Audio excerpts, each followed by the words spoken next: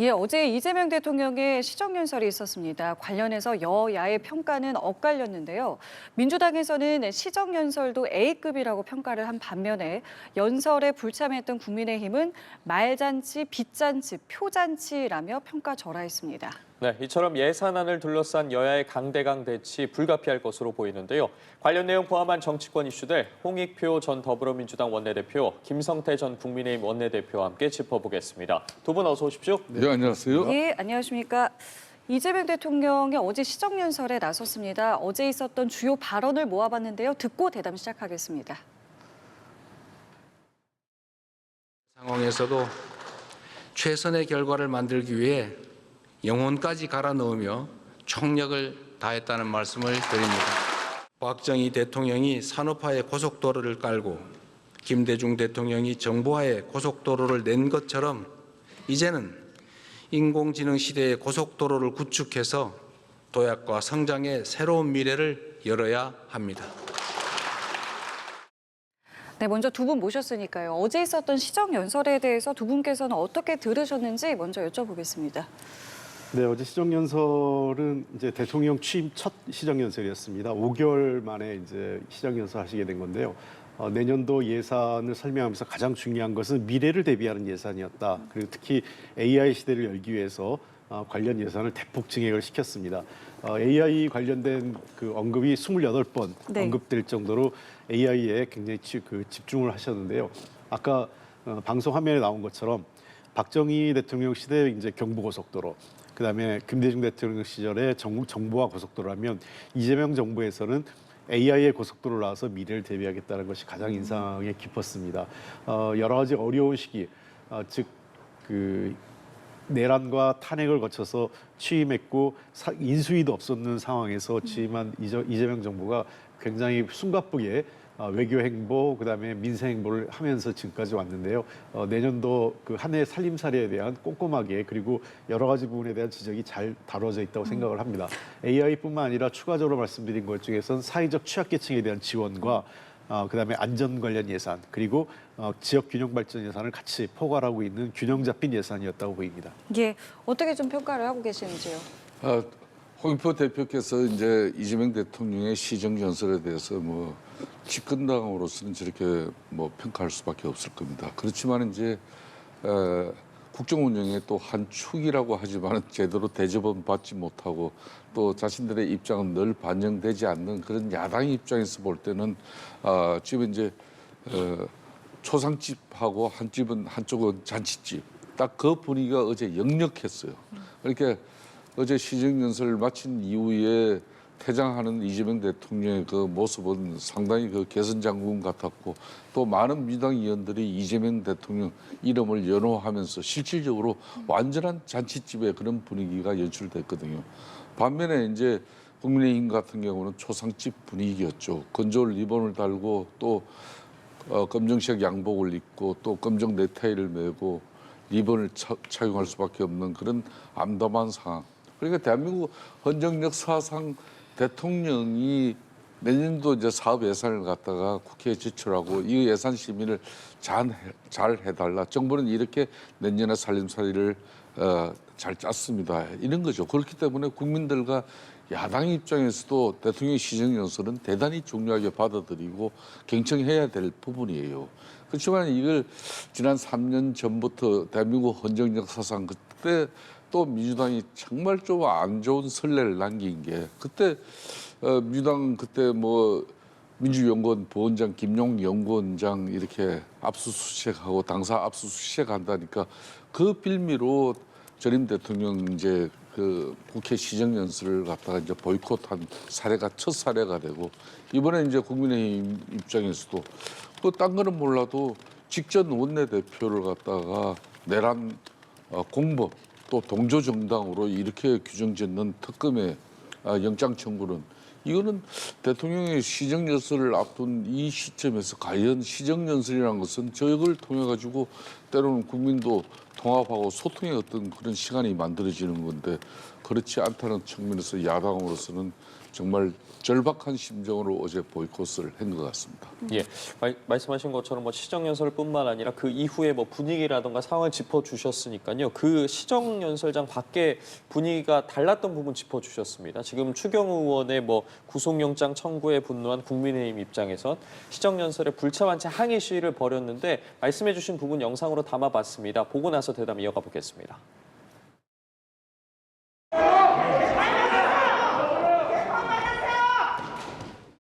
이제 전쟁입니다. 이제 우리가 나서서 이재명 정권을 끌어내리기 위해서 모든 힘을 모아야 될 때라고 생각합니다. 이번이 마지막 시정연설이 되어야 합니다. 네, 보신 장면들이 이제 시정연설 전의 모습들입니다. 이재명 대통령이 국회 본회의장에 입장하기 전에 국회에 들어섰을 때 국민의힘 의원들이 뭐 상복에 근조한 말씀해 주신 것처럼 뭐 검은 마스크까지 착용을 하면서 시위에 나섰는데 이 상황에 대해서 좀 어떻게 보셨는지 그 자체로 좀 여쭤보겠습니다.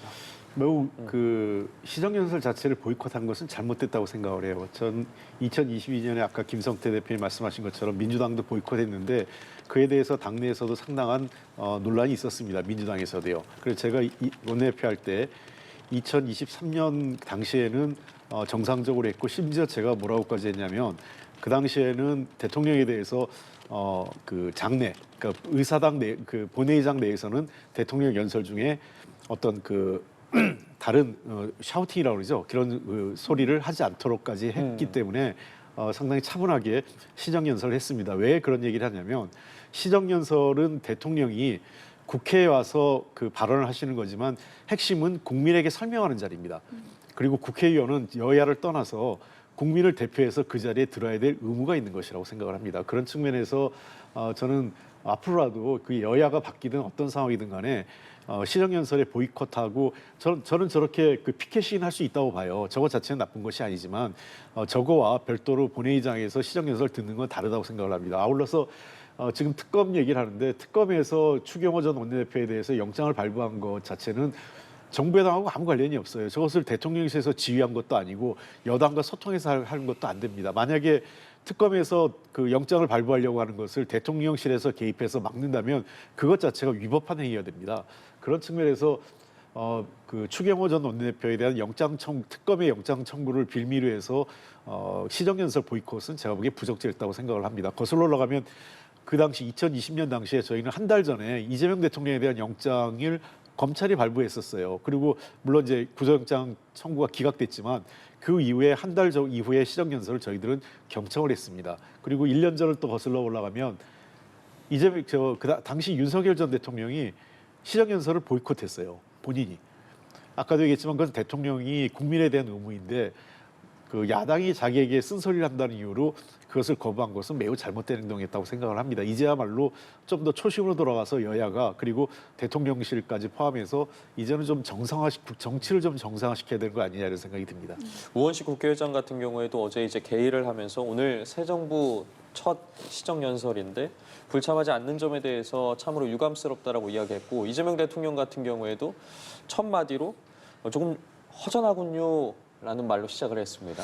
이재명 대통령 입장도 그렇고 우원식 국회의장 입장도 그렇고 대통령의 시정연설은 거의 1년에 한 번이에요. 그러니까 보통 또 추경을 하면은 그때 또 추경 때도 와서 대통령이 시정연설을 하지만은 1년에 한 번 와서 이렇게 국민들 앞에 하는 특히 내년도 예산안을 정부가 행정부의 수반으로서 편성하고 그걸 국민들에게 알리고 국회에 또 심의 또 협조 요구를 하는 그런 입장에서 상당히 중요한 내용이죠. 그렇지만 이 잘못된 선례가 한번 이렇게 만들어지면은 야당 입장에서는 또 이런 보이콧 이게 또 이제 선례를 가지고 왜 우린들 못하냐 이렇게 되는 거죠. 그런 측면에서 우원식 국회의장이 지난 추석 이전부터 또 이제 정부조직법 개정이라든지 상법 개정, 노란봉투법 이렇게 민주당 입장에서는 이걸 갖다 뭐 계획 입법이라고 그러지만은 또 야당 입장에서는 국민의 또 절반의 목소리 입장 대변해야 되는데 그걸 협의 없이 뭐 그러냐 그대 입법 권력의 이제 폭주로서 이렇게 국회가 운영되는 그런 여러 가지 잠재적인 부분이 다 쌓이고 쌓인 거고 이제 추경호 전 원내대표를 갖다가 이거는 앞에 권성동 의원하고 또 별개의 또 문제예요. 만일 이 사람이 특검에 의해서 영장이 청구되고 그의 영장 실질 심사를 통해서 이게 만일 영장이 발부된다 그러면은 결국은 민주당이 추구하는 게 뭡니까?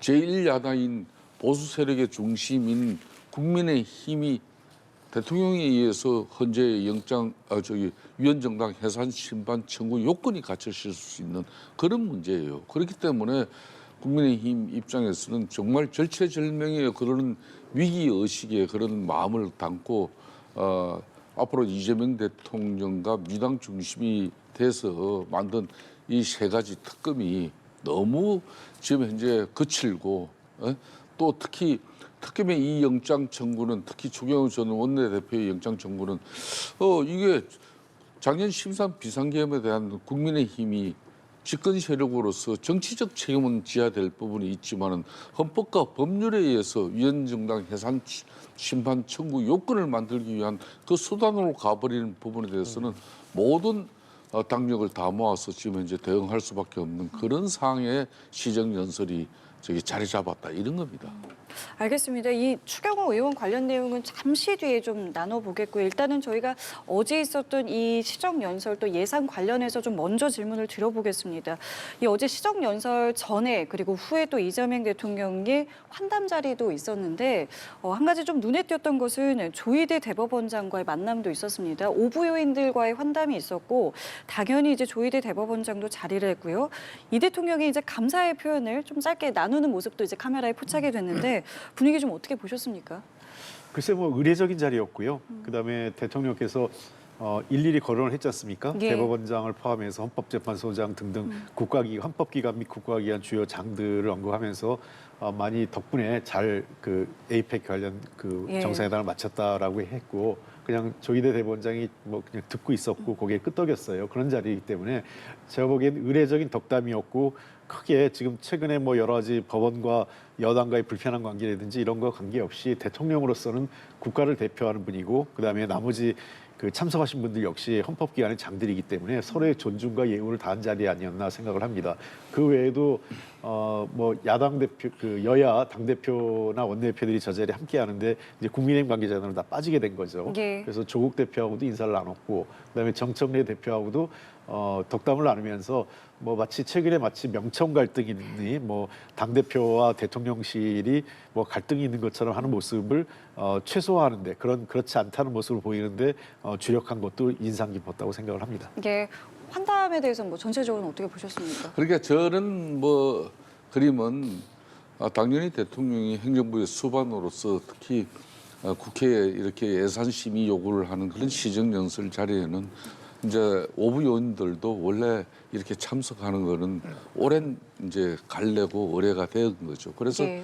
이재명 대통령 입장에서는 어제 뭐 의례적인 입장을 아마 잘 유지한 것이고 본인이 저 자리에 가기 전에는 이제 제1야당의 그런 처절한 모습도 이제 보고 갔잖아요. 그러니까 본인도 시정연설 하는 내내 동안 한쪽이 이렇게 허전하게 빠져 있는 이 부분에 대해서는 자기도 그 신경을 토로를 했지만은 대단히 좋지 않은 모습이죠. 그런 측면에서 지금 현재 이 특검 정국을 통해 가지고 이재명 대통령은 국정 운영을 안정적으로 운영하기 위해서는 여의도에서 협치 정국이 만들어지고 또 그걸 실천하기 위해서는 집권 세력인 민주당 정청래 당대표가 중심이 돼가지고 협치 정국을 만드는 노력이 있어야 되는데 그러니까 이제 APEC 마치고 한미 간세 협상 마치자마자 집권 세력의 중심 그 당대표 입장에서는 사법개혁이라는 미명하에 또 대통령 재판중지법 들고 나오고 또 조희대 대법원장을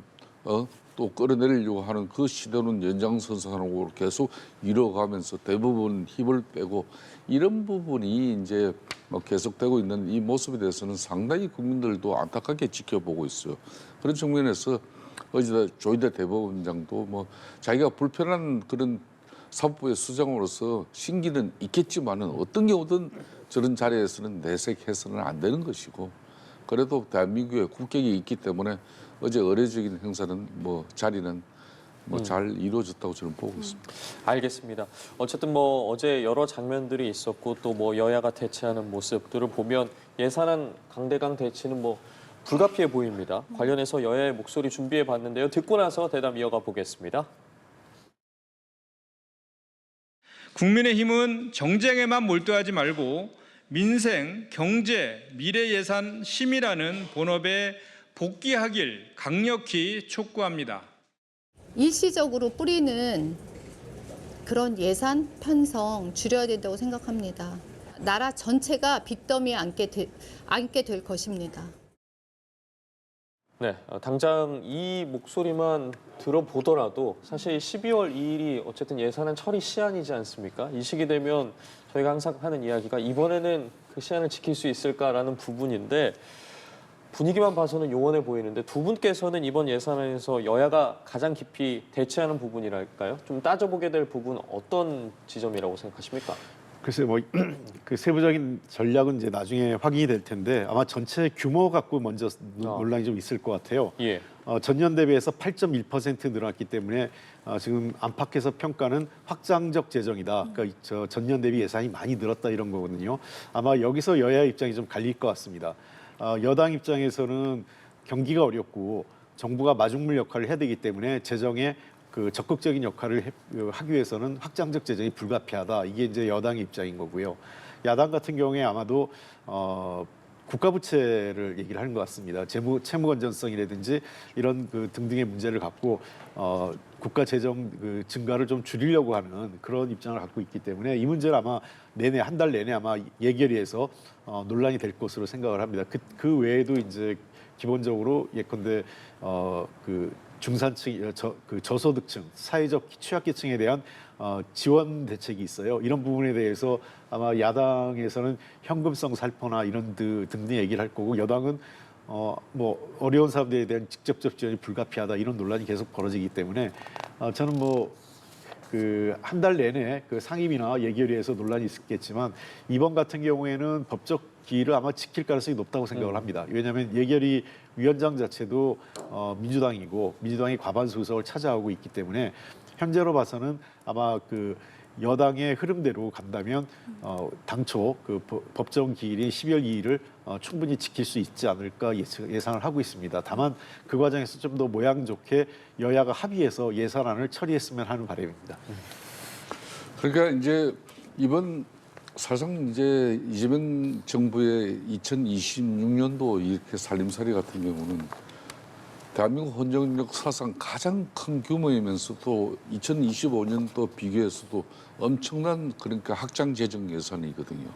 그러면 당연히 이제 이런 확장 재정 예산을 또 투입해서 이제 경기를 부양시키고 또 이제 국민들의 살림살이를 좀 개선시켜 보고 있어 하는 그런 뭐 적극 재정 투입 뭐 예산이 된 거는 이거는 다 보면 아는 것인데 문제는 내년이 이제 또 내년 6월 3일이 지방선거가 있는 날이에요. 그렇기 때문에 이거는 지역사랑 상품권이라든지 좀 전에도 홍익표 대표님도 이야기를 했지만 이 현금성 살포 예산 같은 경우는 이거는 포퓰리즘 예산이 아니라고 누가 이걸 갖다가 이야기할 수 있겠습니까? 그렇기 때문에 선거를 앞둔 재정을 갖다 이렇게 지출을 했다는데 그걸 또 현금성으로 이렇게 막 또 지급을 하기 시작한다. 그럼 선거를 마치고 난 이유가 되면은 국가 재정은 엄청 재정 건전성은 악화돼 있겠죠. 또 시장은 또 물가는 또 올 수밖에 없는 상황이 되는 겁니다. 이런 악순환을 고리를 갖다가 이 국가 재정으로 이 경기를 보양시켜서 이렇게 경제가 나아지고 살림살이가 좀 좋아질 수 있는 그런 상황으로 가야 되는데 과연 국가 재정을 이렇게 무분별하게 많이 투입하면서까지 경기를 보양시키는 게 이게 맞냐 이런 측면에서 많은 논란이 이제 이 예산 심의 과정에 빚어질 수밖에 없어요. 저는 그런 부분 중에 가장 대표적인 게 뭐 이 지역사랑 상품권 이런 게 대표적으로 들 수 있는 겁니다. 알겠습니다. 이제 관련해서 이제 심사가 진행이 되니까 이 부분도 저희가 좀 지켜보겠고요. 앞서 이제 잠깐 이야기가 나왔습니다만은 추경호 의원 같은 경우에는 영장이 이제 청구가 됐습니다. 내란 주요 임무 종사 혐의인데요. 관련해서 일단은 불체포 특권을 포기하겠다라고 밝혔고, 다만 이제 특검 수사에 대해서는 정치적인 접근이었고 이제 무리한 내용이 많다라고 이제 개인적으로 비판의 의견도 냈고, 국민의힘에서도 지금 특검의 어떤 움직임이 의원이 야당을 내란 정당으로 몰고 가려는 의도다라면서 상당히 좀 반발하고 있는 모습이거든요. 관련해서 구속영장 청구에 대해서는 개인적으로 어떤 입장 갖고 계십니까? 네, 그 추경호 전 원내대표 같은 경우에는 이건 본인이 자초한 면이 좀 있어요. 제가 보기에는 당시 거슬러 올라가면 12월 3일 비상계엄 발동되고 나서 다수의 국민의힘 의원들도 국회 본회의장에 참석하려고 했습니다. 의장이 이미 그 본회의장을 그 안내하는 문자를 발송을 했기 때문에.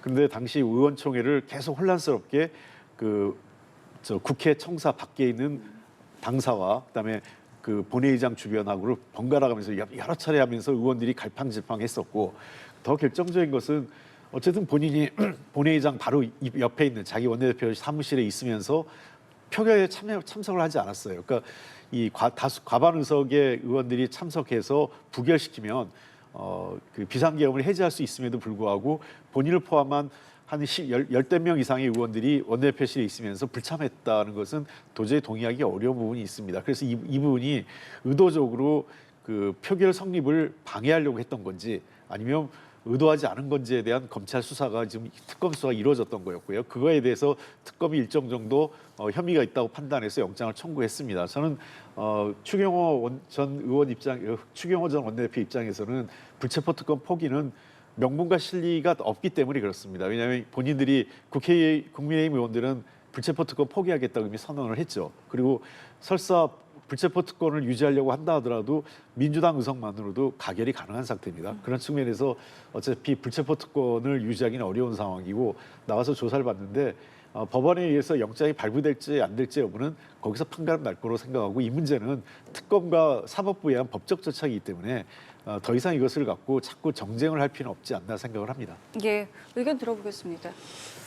이 부분에 대해서는 이제 추경호 전 원내대표 이 한 사람의 개인적 어떤 비리라든지 또 뭐 정치자금 문제라든지 공직선거법 문제를 가지고 뭐 특검에서 뭐 영장을 청구했다 그러면은 이렇게까지 당 차원에서 나갔을 문제는 아니겠죠. 그렇지만은 작년 12.3 비상계엄의 그 정치적 오파는 분명히 윤석열 전 대통령의 자의적이고 일방적인 그런 어떤 판단이었어요. 그걸 본인은 비상대권이라고 이렇게 정당화시키고 있지만은 대한민국 국회와 또 헌재 심판을 통해 가지고 그건 맞지 않다고 이미 끝이 나버렸잖아요. 그렇기 때문에 대통령 지위도 파면된 것이고, 그 결정으로서 이미 또 조기 대선이 치러져 가지고 이재명 대통령까지 만들어진 상태 아닙니까? 근데 거기서 뭐가 모자라서 그때 집권 세력인 국민의힘이 정치적으로는 책임을 질 부분이 있어요. 대통령이 왜 그런 독자적인 그런 국정을 혼란시키는 그런 결정과 판단을 통해서 국가 경제나 사회를 혼란시켰냐. 그렇기 때문에 이제 그 책임이 물은 거 아니겠습니까? 그러면 집권 세력인 국민의힘에게 그렇지 않아도 그것 때문에 이제 저희들도 자정하고 또 많은 그런 반성과 성찰 속에서 국민들의 신뢰를 회복하기 위한 그런 부단한 노력을 하고 있는 건데, 여기에다가 정치적 어떤 그런 책임까지 넘어서 가지고 이게 추경호 원내대표 영장 청구라는 것은 이거는 내란 정당을 아주 구체화시키고, 이 내란 정당 쉽게 말하면 원내대표의 사령탑이었기 때문에 이 법원에서도 이 정치적 판단뿐만 아니라 법률적인 판단까지도 이루어졌다. 결론은 국민의힘은 위헌정당 해산 심판 청구 대상 정당으로서 그게 이제 민주당이 최종 정착력으로 정치적 목표를 가지고 이걸 지금 내란 세력으로 이렇게 사람 취급하지 않으면서까지도 이해관계를 이렇게 험난하게 힘들게 만드는 게 바로 그게 있는 거거든요. 그렇다면은 지금 현재 한동훈 전 대표 같은 경우도 계엄을 분명히 이 계엄 해제, 이 계엄은 잘못됐다 그래가지고 당대표의 입장이 그렇게 셌고, 이분도 어제 특검의 영장 청구에 대해서도 이거는 국민에게 적용되는 그런 적법 절차 원칙에 따라서 이거는 기각돼야 된다. 이 부분이 대단히 중요한 거거든요. 그러니까 이제 홍표 대표님께서도 저 문제는 문제 제기를 좀 하셨지만은 추경호 원내대표 입장에서는 민주당 이제 정치권에서는 이걸 적극적으로 해제 의결 그렇게 이제 당론의 입장을 가져갔지만은 추경호 입장에서는 의원들 그리고 집권 세력이기 때문에 어떻게 해서 대통령이 이 계엄을 갖다가 선포한 건지 이런 부분을 알아보는 절차가 있었고 그 관련이 그게 혼란이고 그걸 시간을 좀 지체시켰다 이런 정도의 정치적 비판은 받을 수가 있겠지만 이게 헌법과 법률에 의해서 과연 정당 해산까지 갈 수 있는 그런 공범의 그런 공조 정당의 지위로서의 원내대표가 법적인 심판을 받아야 되냐 이 문제는 아니라는 거죠. 알겠습니다. 자, 뭐 관련해서는 이제 앞으로 있을 일들을 좀 저희가 지켜보면 되겠습니다. 네, 이어서 짚어볼 내용입니다. 민주당이 하루 만에 재판중지법을 철회한 것을 두고 당정 갈등설까지 불거진 가운데 민주당이 애초에 재판중지법은 논의한 적 없다는 입장을 보였는데요. 관련 발언들 듣고 대담 이어가겠습니다.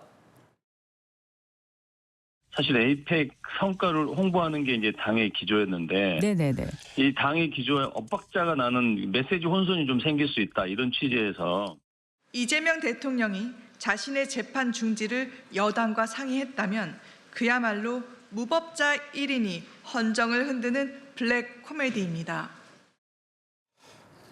그러니까 민주당 입장은 이겁니다. 지금 애초부터 당의 기조는 에이펙의 성과 홍보였기 때문에 이 과정에서 메시지 혼선을 막기 위해서 재판중지법 추진 중단을 한다는 논평을 낸 건데 이 부분이 이제 뭐 이재명 대통령과 오히려 정청래 대표 간의 갈등이 불거졌고 또 실제로는 지도부의 논의 사안이 아니다라는 이야기까지 내놨거든요. 이 입장에 대해서 어떻게 들으셨는지 좀 먼저 여쭤보겠습니다.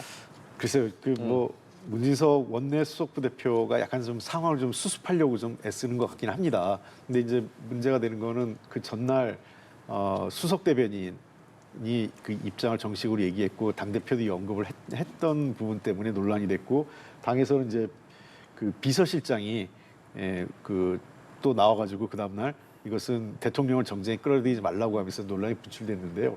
뭐 이거 갖고 당청 갈등이다, 뭐 이렇게 당과 대통령실의 갈등이다 이렇게까지 확대할 수는 없지만 조금은 좀 정무적 판단에 문제가 있었던 것 같습니다. 왜냐하면 이미 이게 두 번째인데요.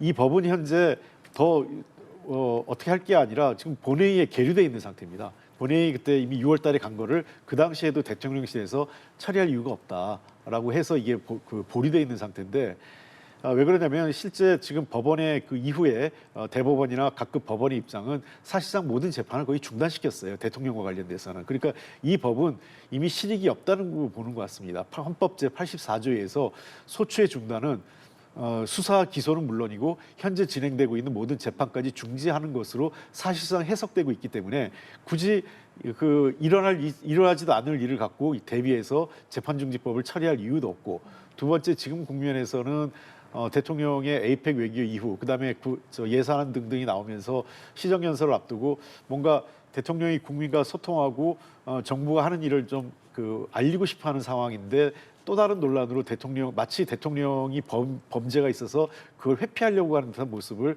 연출되는 것이 대통령실로서는 원치 않는 구조였던 것 같습니다. 그런 측면에서 저는 이번 일을 계기로 해서 당과 대통령실 그리고 정부가 좀 더 긴밀하게 의사소통을 할 수 있는 시스템을 좀 갖출 필요가 있다. 그리고 원내 입법과 관련돼서는 당대표나 원내대표 다 최고위원회 지도부지만 이것은 좀 더 원내 지도부가 책임감을 갖고 일사불란하게 그러니까 총괄 지휘를 하고 당대표는 거기에 좀 전체적으로 그림을 그려가는 모양으로 역할과 책임을 좀 분담하는 것도 필요하지 않을까 생각을 합니다.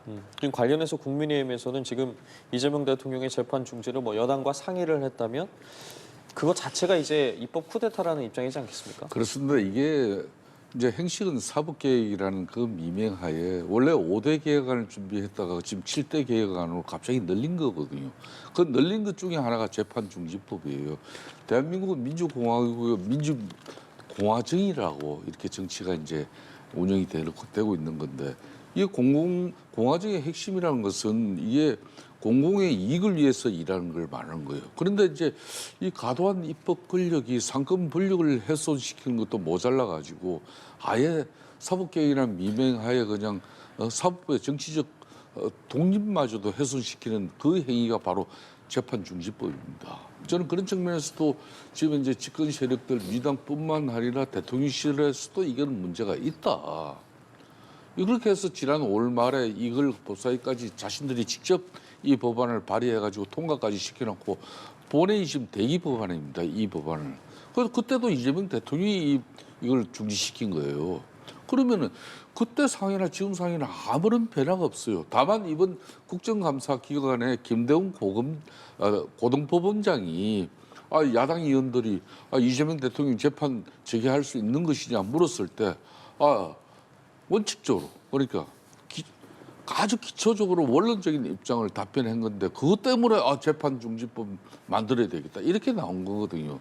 저는 그런 측면에서 이재명 대통령 입장에서도 홍 대표님 말씀했지만은 그 경주 APEC 성과도 이제 국민들에게 홍보 설명하고 또 성과도 공유도 하고 싶고 또 AI 그런 젠슨 항의 그 엄청난 GPU 26만 정의 이 대박도 지금 국민들과 같이 나누고 싶은데 웬 뜬금없는 재판 중지법이냐 이거예요. 그러니까 이번엔 이건 당정 간의 소통이 원활치 않다. 이게 떠나가지고 그동안 사실상 검찰 개혁이라는 미명하에 대통령은 좀 대한민국 헌정 역사상 처음으로 검찰청을 해체하고 그런 이 형사사법 체계에 엄청난 변화를 가져오기 때문에 이걸 상당히 긴밀하게 심도 있게 이걸 진행시켜야 되는데 즉 속도 조절론을 이야기한 건데 정청래 당대표는 무슨 소리야 내가 수석 아래 이걸 해치울 거야 그렇게 해서 검찰개혁 끝났지만은 또 사법개혁마저도 그런 방식으로 가면은 이거는 또 검찰도 개혁하고 또 사법개혁은 또 달라요. 상권 분립을 직접 손대는 부분이기 때문에 그렇기 때문에 이재명 대통령 입장에서는 그동안 정청래 당대표의 이런 폭주 독주에 대해서 일정 부분 제동이 필요하다. 그래서 이번에 강력한 경고장을 날린 게 바로 이 사건, 이 문제입니다. 알겠습니다. 자, 다음 주제로도 넘어가 보겠습니다. 윤석열 전 대통령이 재판에 나오면서 이 안에서 있었던 이제 증언들도 속속 보도가 되고 있는데 최근에 곽종근 전 사령관이 이런 이야기를 했죠. 윤 전 대통령이 한동훈 전 대표 그리고 일부 정치인을 총으로 쏴서 죽이겠다라고 말을 했다라고 이제 증언을 했습니다. 관련해서 국민의힘 대변인도 일단은 해명, 대응을 내놨는데 이게 농담이다라는 이제 취지를 내놓은 겁니다. 관련해서 이 발언을 좀 어떻게 들으셨는지 여쭤보겠습니다.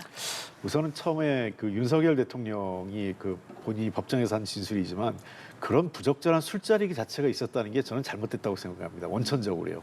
그러니까 대통령과 현직 장성들이 그런 부적절한 술자리에서 폭탄주가 오고 가면서 이런 자리가 빈번하게 있었던 것 자체가 비상계엄 쿠데타의 원인으로 작동이 됐다 이렇게 보고요. 두 번째는 실제 하여간 이건 사실관계를 확인해봐야겠지만 곽종근 사령관이 얘기에 따르면 당시 여당 대표인 한동훈 대표를 포함해서 몇몇 정치인들을 잡아오면 자기가 총으로 쏴죽이겠다 이러고 하는 것 자체가 이건 상당히 위험한 발언입니다. 그리고 더 한심한 건 국민의힘 대변인의 이 발언인데요.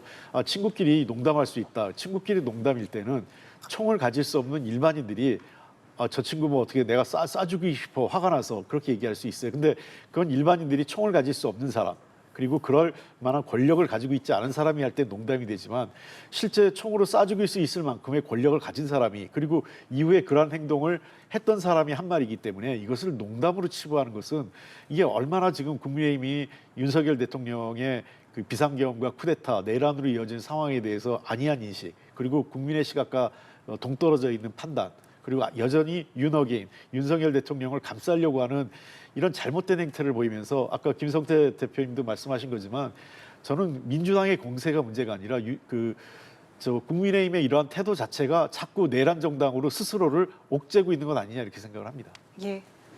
국민의힘 입장에서는 상당히 이 대목이 안타까운 대목이죠.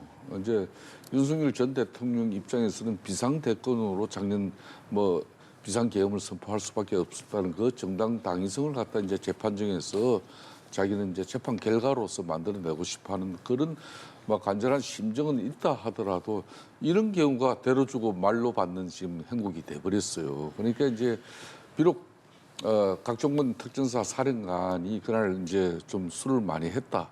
그 문제 그런 차원에서 그동안 이제 일관성 없는 그런 헌재라든지 국회 그리고 특검에서 진술 내용에 대한 그 일관성이 없는 부분을 좀 깨트리기 위해서 윤석열 전 대통령이 직접 법정에서 저런 문제를 제기했지만은 하여튼 저 문제가 또 어찌됐든 홍익표 대표님 말씀 지적대로 그날이 10월 1일 국군의 날이었습니다. 그러니까 국군의 날 행사를 마치고 또 통치권자 또 국군 통수권자로서 이제 군순의 지휘부를 갖다 격려하는 자리였는데 결론은 소폭을 통해서 이게 폭탄주가 돌았고 이런 사실들이 더 국민들이 적시치 못한 그런 자리가 만들어졌구나 그런 인식이 있기 때문에 저 부분에 대해서는 상당히 안타깝고 또 한동훈 전 대표 입장에서도 참담하다는 그런 표현으로 마무리했기 때문에 국민의 입장에서는 하여튼 이 부분 별로 참 더 이상 윤석열 전 대통령의 저 재판정 이야기를 가지고 당의 대변인 입장도 나올 이유도 이제 없다고 보고 있습니다. 예, 각종 이슈들 짚어봤는데요. 두 분 말씀 오늘 여기까지 듣겠습니다. 지금까지 홍익표 전 더불어민주당 원내대표, 김성태 전 국민의힘 원내대표와 함께했습니다. 두 분 고맙습니다. 감사합니다.